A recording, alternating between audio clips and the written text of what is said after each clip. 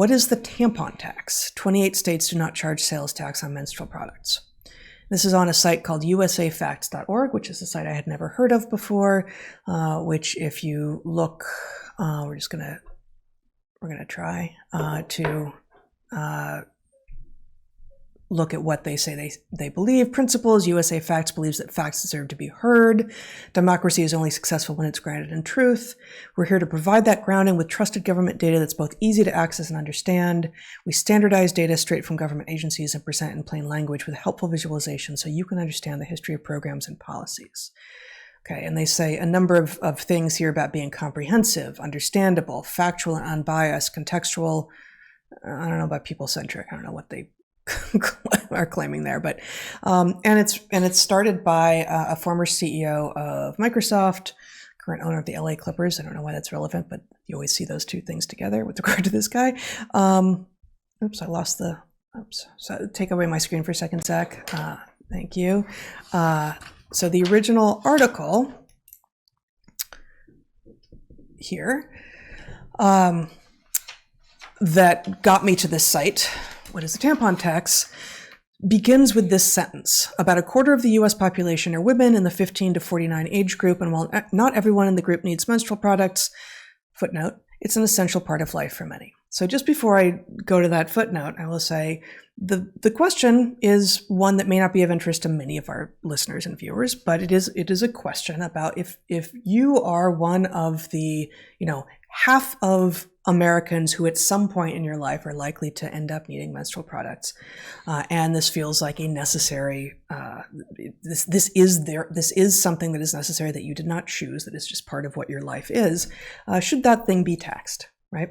And so that's what these data are being collated to address. Like which states do, which states don't. But this footnote, not everyone in the group needs menstrual products. The group, again, being women in the 15 to 49 age group. Footnote 1, well, it turns out these people don't know how to write footnotes because footnote 1 is irrelevant, but it's actually footnote 3 that they mean here. Wow, that's tiny too. For those of you looking, you can now see it says women outside of this age group and people of any gender who menstruate may also need these products. Now, again, This is on a site, usafacts.org, that has described itself, and indeed I will find here the Washington Post interview of this guy, Steve Ballmer. Here, Zach, you can show my screen again if you want. The Washington Post interview of the guy who founded USA Facts. This is an interview from 2017. It says, again, the former chief executive of Microsoft and the current owner of the LA Clippers. He describes himself here as a pro-facts partisan. Okay, so he's trying to be clever here. He's a pro-facts partisan. So on this site, which describes itself as many ways as it can think to, as being about facts, not about opinions, not about caring about your feelings, not about choosing an ideology, it has snuck in to the footnote of this article the idea that you are a woman if you say you're a woman, and that is going to mean that we can no longer talk about basically menstrual products being only for women. And it feels to me that this is very much precisely, if I may, Zach, precisely about the same kind of thing that you are talking about here with regard to sneaking in ideas that are just bald-faced against what everyone can see, right? It's how you feel, how you want to dress, how you want to present. For some people won't agree with this, but it's all good.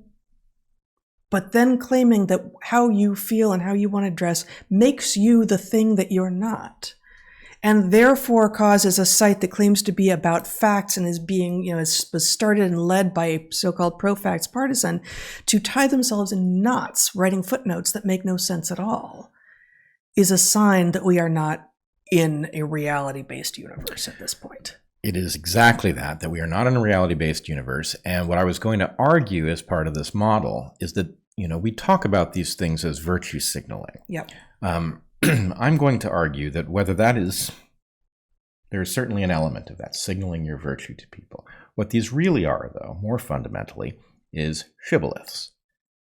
Right? They are shibboleths, yes. They are shibboleths. And so imagine for a second that a cult. A shibboleth being a word that the pronunciation of which can identify whether or not you are of this or another tribe. Right. So the basic point is the word shibboleth itself is arbitrarily, the correct pronunciation is arbitrary. And somebody who has just learned your language, a spy, may be able to read it and pronounce it in some way. But among the various ways, shibboleth, whatever you might Sepulveda. say. Sepulveda. Our favorite one for whether or not you're actually from Los Angeles or not. Sepulveda. But it reveals that you're not one of us. Mm-hmm. And the point really is, those of us, us who are playing the role of the secularists here, looking at the woke, going, wait a second, what you just said is so wrong. I can explain to you exactly why it's wrong. And we're completely missing the boat. And the point is really, the wronger the better.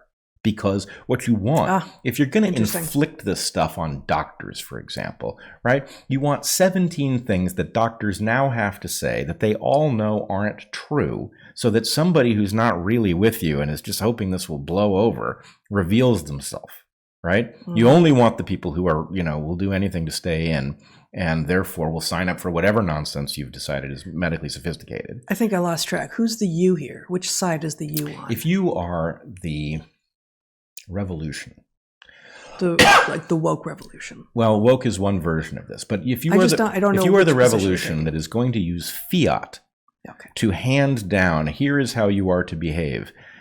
Salman Rushdie, he is not an acceptable human being anymore. Yeah. You are to accept that he is no longer acceptable and that has certain consequences. You are to accept that these treatments are safe and effective.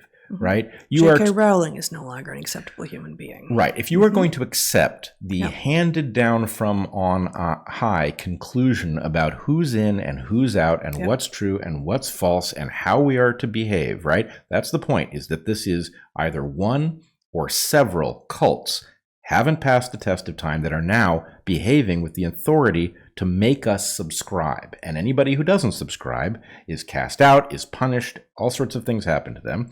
So some sort of secular equivalent of a fatwa. Mm-hmm. And people, therefore, who don't get cast out, increasingly are accumulating beliefs at odds with the basic facts of reality, right? How can that be, right? Well, this is how that can be. And I would argue that in one sense, the secularists are again, in some ways, at fault here, because what's happened is it's this phenomenon, apparently various people have said this, the religion-shaped hole.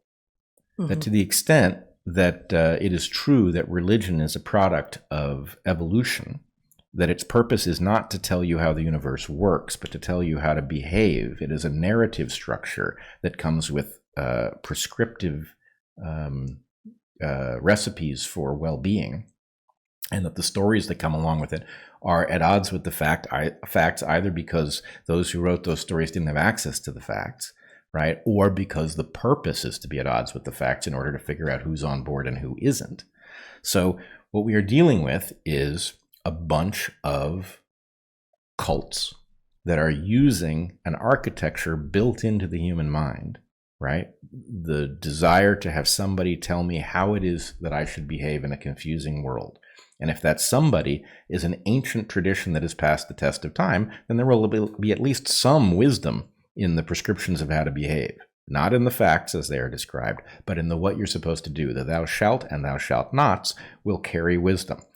That is not the case for some brand new cult that is handing down pseudo-wisdom and nonsense stories by fiat, backed by threat, right? That's where we are.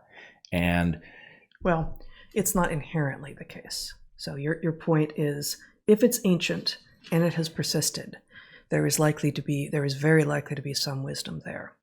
If it is modern and therefore it has not stood any test of time, that is all we know. It has not stood a test of time, and therefore the near certainty that there is some wisdom therein is much lower. Well, I'm going to go a step further, and I realize you are correctly repeating back an argument that I just made a few minutes ago, that we have to be indifferent as to whether or not it will stand the test of time. In the case of the modern cults, I don't think we do.